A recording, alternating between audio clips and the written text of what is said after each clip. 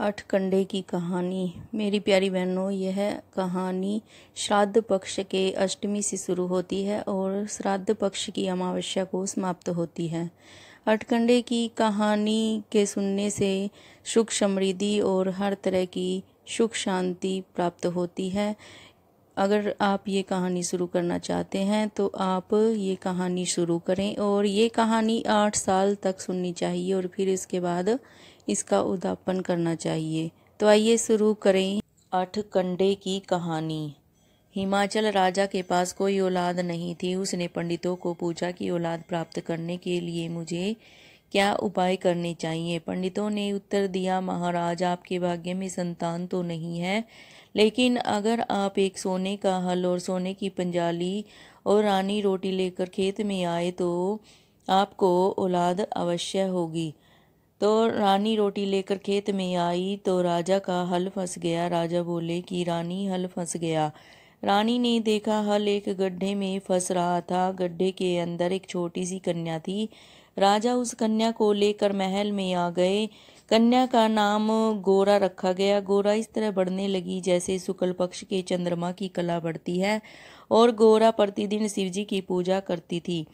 राजा को गोरा के विवाह की चिंता होने लगी। राजा ने नाई ब्राह्मणों को बुलाया और गोरा का रिश्ता करने के लिए भेज दिया। 6 महीने बाद नाई ब्राह्मण वापस आए। वे बोले कि गोरा के लिए हमें कोई वर नहीं मिला। जहाँ पर वर मिलता है वहाँ पर घर नहीं, और जहाँ पर घर मिलता है वहाँ पर वर अच्छा नहीं। राजा को चिंता हो गई। महल में इस बात को लेकर बातें बनने लगी। गोरा ने अपने पिताजी को बोला कि यदि मैं अपना वर अपने आप बता दूं तो कोई ऐतराज तो नहीं।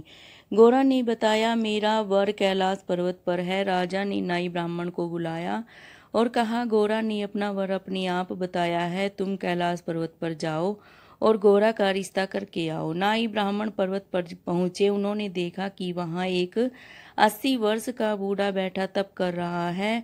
दोनों उसके पास गए और बोले कि महाराज, हम आपका रिश्ता करने के लिए आए हैं।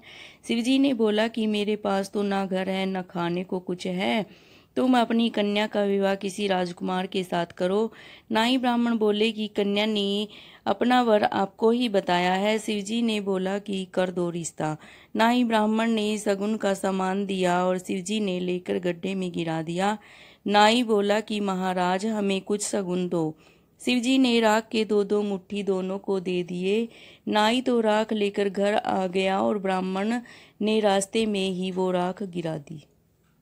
नाई ने देखा राख के तो सोना चांदी बन गए। पूरे राज्य में बातें होने लगी कि गोरा का रिश्ता इतने बड़े घर में हुआ, नाई को इतना कुछ देकर भेजा है।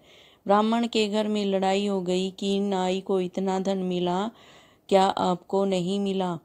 आप क्यों नहीं लेकर आए? ब्राह्मण बोला कि राख दी थी, मैं तो रास्ते में ही गिरा आया। ब्राह्मण हर रोज राजा को विवाह की चिट्ठी लिखने के लिए बोलने लगा। एक दिन राजा ने बोल दिया कि चिट्ठी लिख कर ले जाओ। नाई और ब्राह्मण चिट्ठी लेकर शिवजी के पास चले गए। शिवजी ने चिट्ठी लेकर गड्ढे में गिरा दी। शिवजी ने दोनों को राख दे दी। ब्राह्मण ने कुछ राख अपने आप डाल ली। जो शिवजी ने दी थी उसके तो सोना चांदी बन गए, बाकी राख ही रह गई। विवाह का दिन आ गया। महल में धूमधाम से तैयारियां हो रही थी। शिवजी अकेले आकर दरवाजे पर बैठ गए।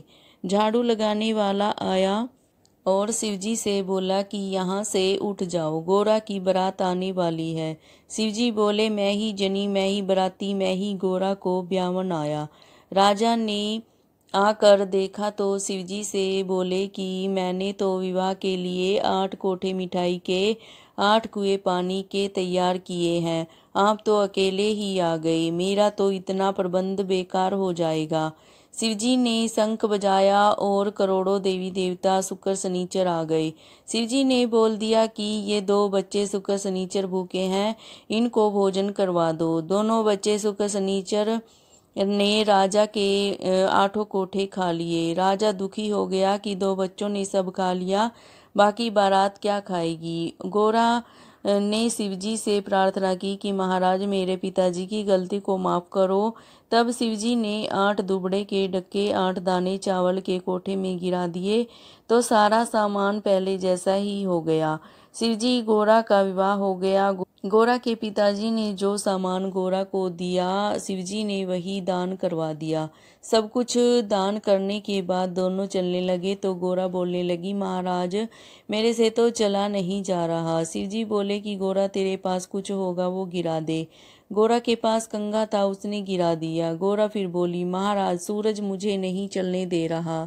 शिवजी बोले, गोरा तेरे पास कुछ सामान होगा वो गिरा दे। गोरा ने शीशा गिरा दिया। गोरा फिर बोली, महाराज पानी मुझे आगे बढ़ने नहीं दे रहा है। शिवजी बोले, गोरा तेरे पास कुछ सामान होगा वो भी गिरा दे। गोरा ने चोटी गिरा दी। गोरा बोली, महाराज मेरे से तो पर्वत चढ़ा नहीं जा रहा है। शिवजी बोले, गोरा तूने अपने जीजे के साथ मजाक किया होगा, मनियारे की चूड़ी पाई होगी। गोरा बोली, महाराज मनियारे की चूड़ी जरूर पाई थी। शिवजी बोले, गोरा तूने अटकंडे की कहानी और उदापन नहीं किया होगा। गोरा बोली, महाराज ये तो नहीं किया। शिवजी बोले, गोरा अपने पिता के पास से 8 घड़े सोने के, 8 चप्पल के जोड़े, 8 जोड़े कपड़े, 8 श्रृंगार का सामान मंगवा के उदापन करके ही मेरे साथ कैलाश पर चढ़ा जाएगा। गोरा वहीं बैठ गई। कई साल निकल गए। गोरा के ऊपर मिट्टी जम गई, घास जम गई। एक दिन घासी घास लेने आया, गोरा के ऊपर से घास काटने लगा। गोरा बोली, भाई आराम से घास काट, मेरे दर्द हो रहा है। घासी बोला, कौन है तू? गोरा बोली, मैं हिमाचल राजा की पुत्री गोरा हूँ। घासी बोला, गोरा का तो विवाह कर दिया था। गोरा बोली, शिवजी महाराज मुझे अपने साथ नहीं लेकर गए। मेरा पिताजी को जाकर बोल दो कि ये सामान लेकर आए। मैं इतनी दुखी हूँ जैसे गोडे कोनी की चोट हो। घासी रानी के पास गया, उसको पूरी बात बताई। राजा ने बोला, जब इतना सामान दिया था तब तो लेकर नहीं गया, अब नहीं है मेरे पास कुछ भी देने को। राजा दरवाजे से बाहर निकलने लगा तो गिर गया। राजा बोला, मेरी बेटी तो बहुत दुखी है। राजा सारा सामान लेकर कैलाश पर्वत पर गए। गोरा को याद किया, गोरा प्रकट हो गई। गोरा ने शिवजी को याद किया, शिवजी प्रकट हो गए। शिवजी ने गोरा का उदापन करवाया और दान का सामान दान कर दिया।